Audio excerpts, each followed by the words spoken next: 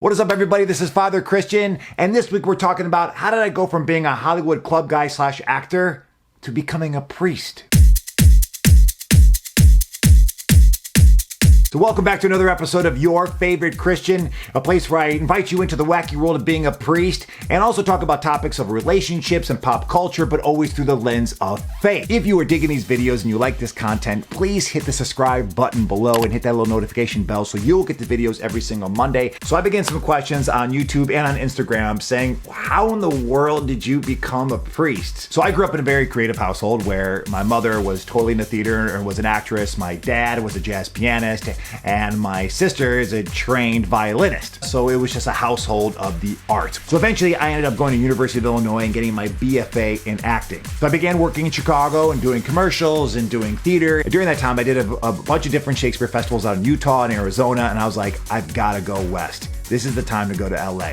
You have to understand that during my whole life, I always had a good relationship with the church. I was always tight with it. Like, I loved it, I had a great time, and I had this call percolating inside of me to the priesthood, but I just didn't know what to do with it. So I get to LA and I start working on various sitcoms. My first gig is on Will and Grace. I get to work on According to Jim. I get to be a card shark on The Defenders.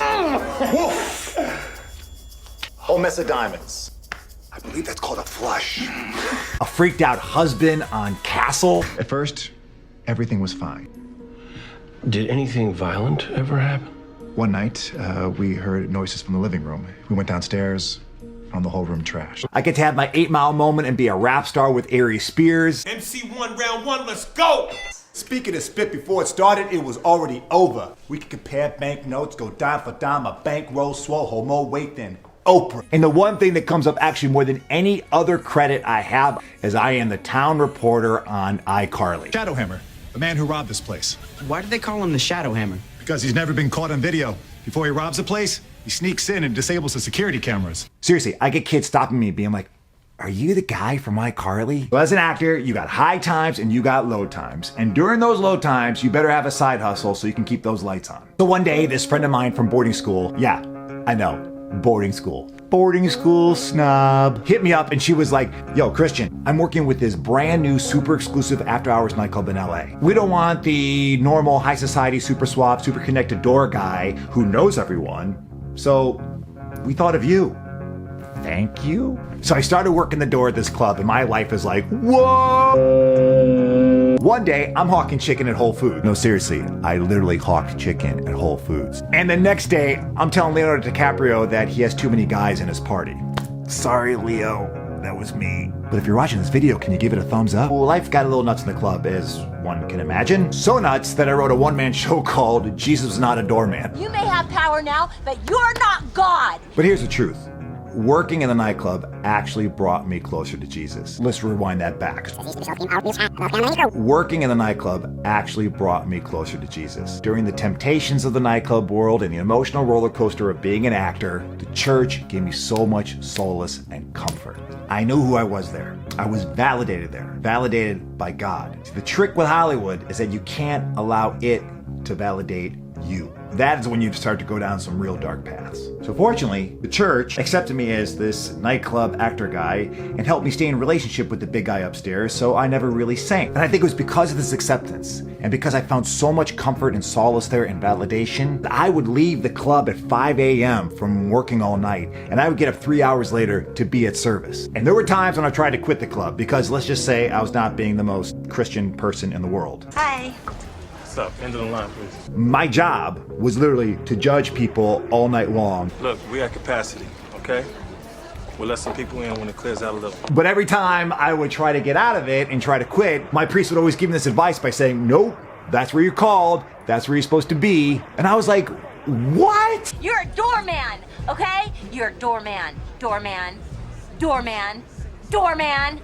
Doorman! Most churches would say, The adulterous and sinful generation! but they let me figure it out and encouraged me to be true to my faith even in the midst of all the craziness. So this led me to be more confident about my faith when I worked at the club. I would literally pray my way through the stickiest of situations that popped up. And at times, I would literally excuse myself to go to the restroom and I would pray inside of a stall. Oh God, I beg you, please. So no matter how dicey the situation, I felt like I got to a place where I can always just pray to God and say, you know what? We got this. I end up at the head priest's office at my church. And I'm just lounging out and I'm half confessing my sins. Bless me, Father, for I have sinned. As you do. And how much I've been trying to deal with this inkling of becoming a priest. I'm not sure what to do with it. So like she and I literally have discussion like 10 times a year. And at the end of it, she's always like, yep, you're meant to be an actor. But this time, for some unforeseen reason, this wonderful priest, Carol Anderson, who was one of the very first legally ordained women in the Episcopal Church, says, I think we should start a discernment committee. I said praise the Lord! What? Like in Episcopalese? That means I'm hearing a call for you to become a priest. That's huge! I mean, literally, this is something that we've been talking about for years after years. I've been talking about with priests my whole life, thinking about what I'm gonna do, and now I have a priest who says, let's start a discernment committee. Now, the process of discerning the priesthood in the Episcopal Church is like an elongated episode of American Ninja Warrior. There are a lot of fiery hoops to jump through. First, the head priest okays you and you can move forward. Then a discernment committee gets put together that meets with you for 14 months to make sure you got everything in order, and then they gotta approve you. If they approve you, then you meet with the bishop. If he or she says it's okay, then they move you to a whole weekend retreat where you got deacons and lay leaders and priests who are all gonna sit there and grill you, and that's where it gets really crazy. Then if you jump through all those hoops and you get approved and you get through the weekend and all the flags are waving high, then they send you to a seminary of their choice. I remember sitting outside on the patio of the cathedral in Los Angeles as this enormous committee at the end of this retreat was sitting there and discerning if they felt that I was called to the priesthood, and it all came crashing down on me. I got so freaked out, and I remember getting called into the room. I was one of the last people. Huge table, just people all around.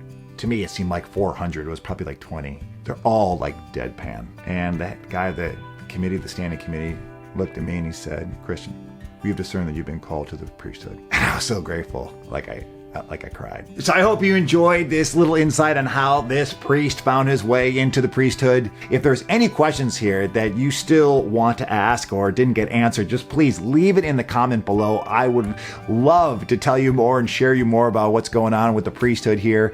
God bless you. Thank you for tuning in, and I'll see you next Monday here on Your Favorite Christian.